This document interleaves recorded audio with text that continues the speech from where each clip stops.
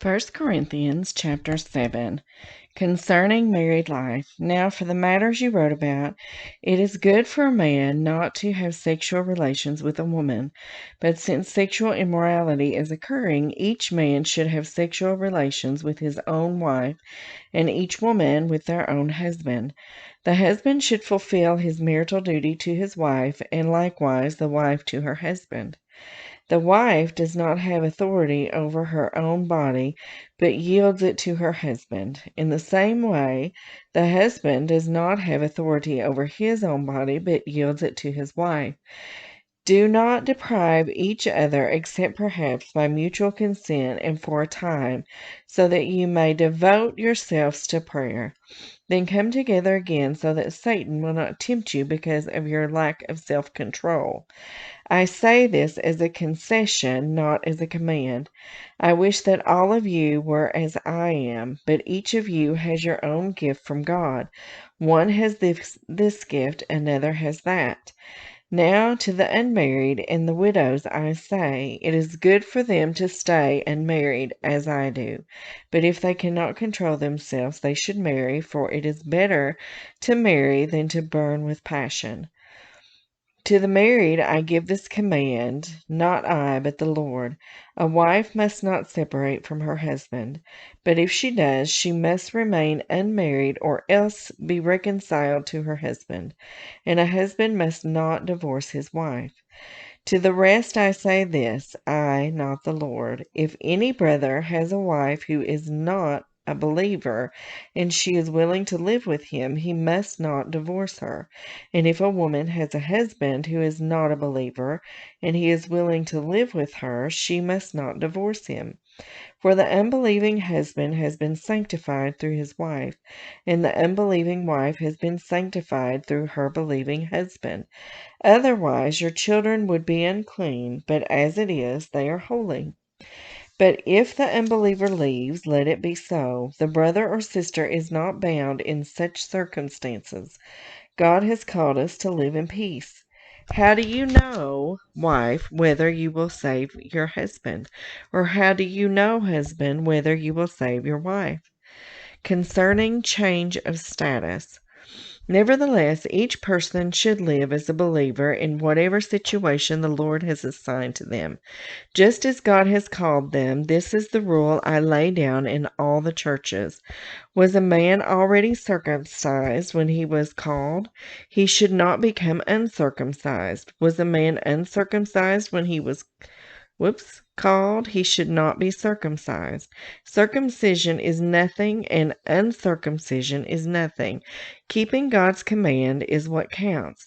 Each person should remain in the situation they were in when God called them.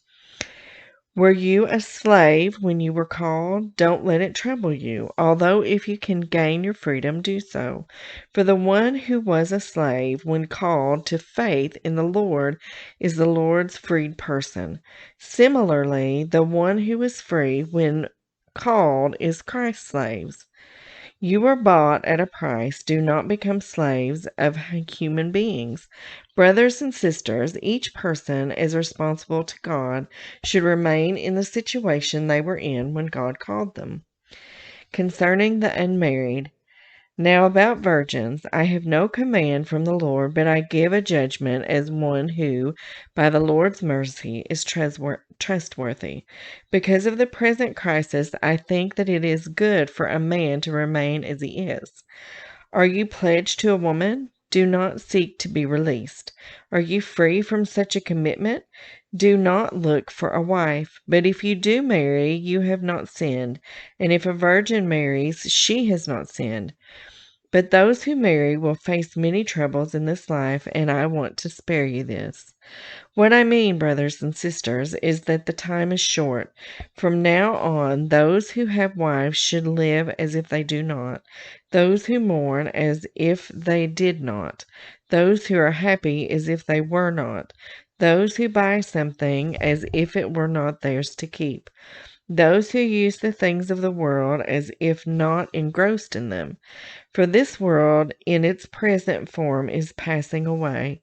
I would like you to be free from concern. An unmarried man is concerned about the Lord's affairs, how he can please the Lord. But a married man is concerned about the affairs of this world, how he can please his wife, and his interests are divided. An unmarried woman or virgin is concerned about the Lord's affairs. Her aim is to be devoted to the Lord in both body and spirit. But a married woman is concerned about the affairs of this world, how she can please her husband. I am saying this for your own good, not to restrict you, but that you may live in a right way in undivided devotion to the Lord.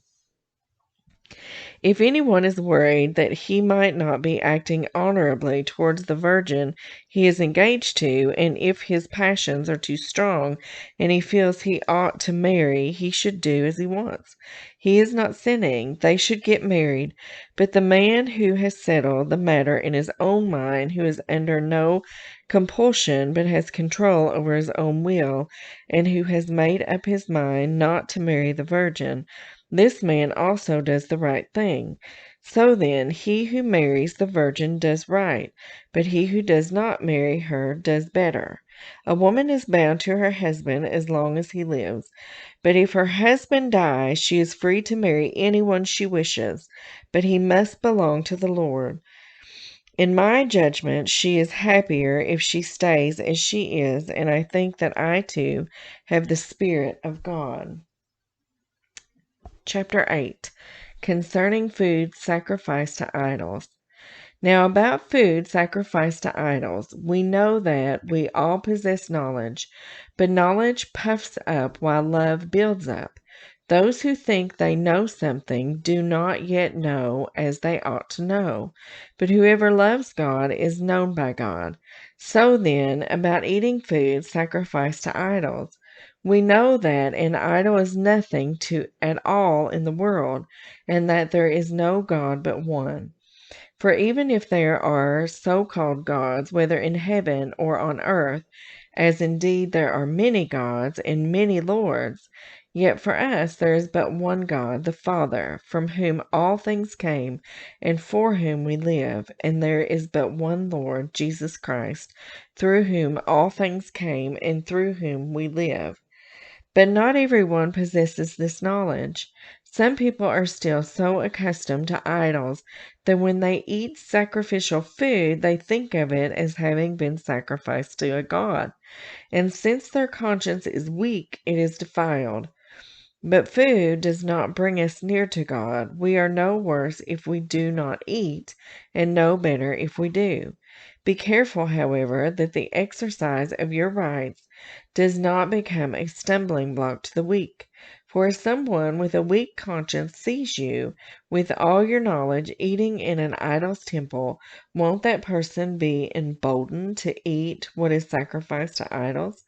So this weak brother or sister for whom Christ died is destroyed by your knowledge. When you sin against them in this way and wound their weak conscience, you sin against Christ. Therefore, if what I eat causes my brother or sister to fall into sin, I will never eat meat again so that I will not cause them to fall.